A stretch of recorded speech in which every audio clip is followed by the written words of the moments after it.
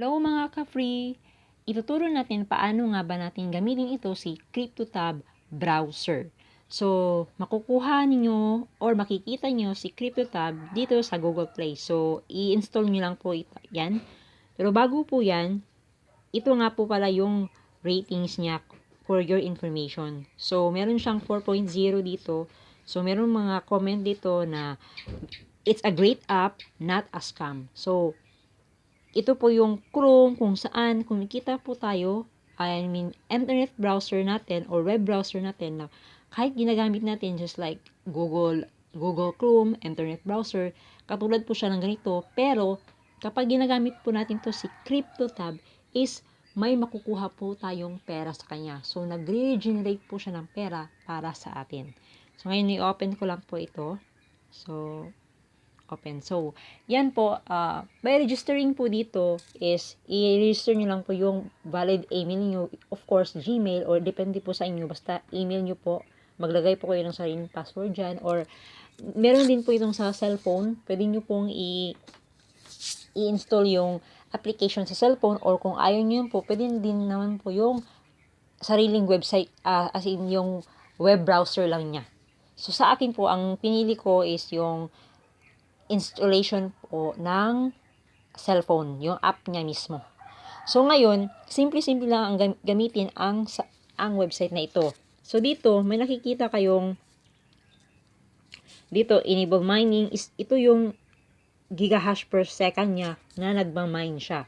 So, i-click nyo lang natin to. So, magmamine siya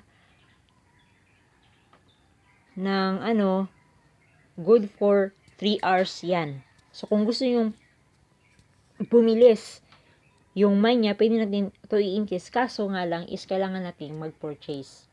So far is free lang muna yung ginamit ko. So, ito yung nabuo niyang mina sa akin. So, dito nakikita nyo, merong 0.91. So, nagkakahalaga yan ng almost parang natin, 30 plus atin or 40. So, yan na po yung value ng $0.91 na yan. So, antayin lang natin yan matapos magmina. So, after 3 hours, balikan natin to ulit para i-activate na naman to siya. So, yan lang po kasimple. So, ngayon, dito naman, tap natin tong it's optional kung mag-invest kayo dito o hindi. So, kung meron naman kayong pera or meron kayong pang-invest na pwede natin itong ingkisan yung boost natin dito para mas mabilis magmimina yung site natin. So, meron nakalagay dito na like for example, your default speed is 15 gigahash per second. With boost times 10, your speed will be 15,000. So, ito times lang yan. So, magdodoble-doble po siya, no? Kapag purchase po tayo dito. So, ngayon dito po, if pag-purchase po tayo ng so, dito natin makikita.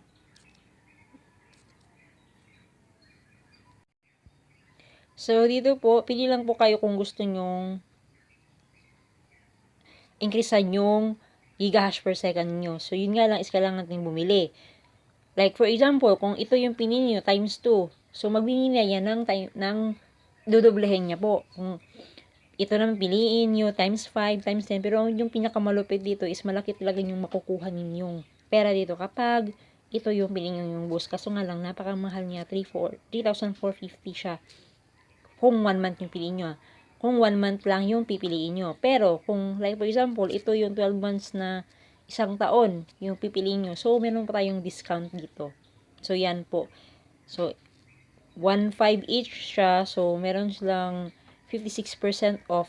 So, instead na 34,000 yung babayaran ninyo at 3,450, 1.5 na lang siya sa loob ng isang taon. So, mababayaran nyo whole year is 18,000.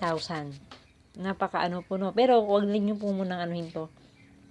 Lang naman siya. Pero kung na-try nyo na po talaga yung site na ito, pwede na po kayong mag-invest, mag-try na bumili dito ng gigahash per second niya. So, ganoon lang po kasimple. I-activate nyo lang po to every 3 hours. Huwag nyo pong kalimutan. Then, pwede nyo na rin itong gamitin every time pag meron kayong nire-research, like for example, ito po, pakita ko sa inyo paano ko ginamit tong tab na to.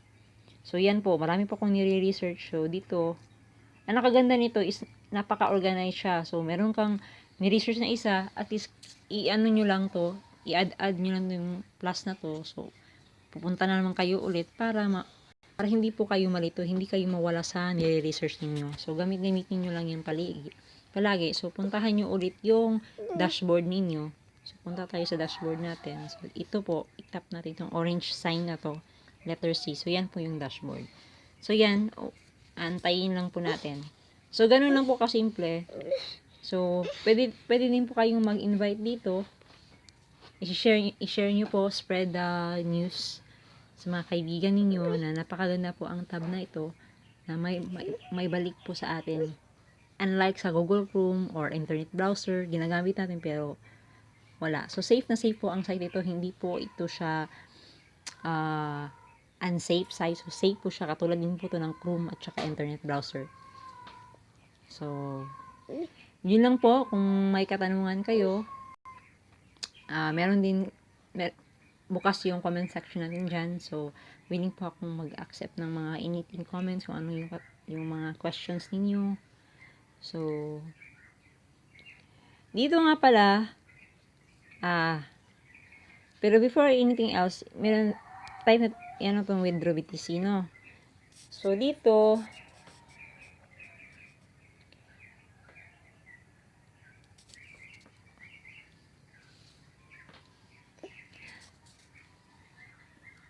so, yan. Kaso, nag-withdraw ako dito. So, you don't have enough BTC. So, yung minimum amount niya lang po is, ito lang. So, 0.001 BTC. So, nagkakahalaga po yan ng 0.55 cents. So, nasa mga 27 pesos po iyan kung i-convert natin in Philippine peso. So, dito po, pwede natin itong ma-withdraw since nasa ano na. So, mamaya ko na yan siya withdrawin. Basta yun lang po, gamitin nyo lang po anytime, anywhere. So, mag-generate po ng pera po, ng pera to para sa inyo.